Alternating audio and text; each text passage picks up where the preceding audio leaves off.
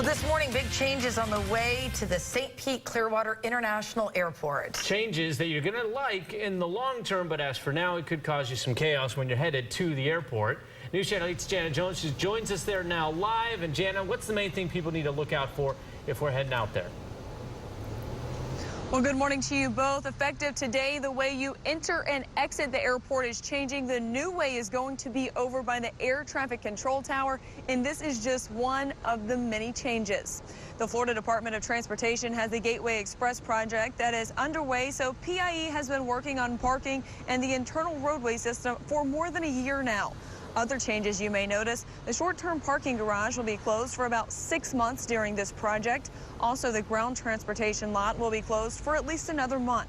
If you need to hail a taxi, those are waiting just outside the terminal.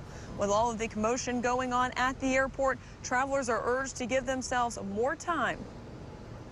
We have our economy lots that are across the street, so shuttle wait times might be a little bit longer. And then once you get into the airport, it's a little more confusing until we get everything done. So we really want people to give yourselves enough time. Please take enough time to come out to the airport so you can catch your flight, relax beforehand, and make your travel.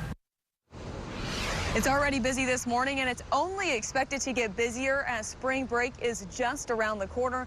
Now, the construction here that is going on at the airport, that is expected to wrap up sometime this year. But as for the roadway construction that's happening just outside the airport, that is not expected to be done until 2021. And I can tell you on the way in this morning, it is pretty messy. We're live this morning in Pinellas County. Jana Jones, News Channel 8.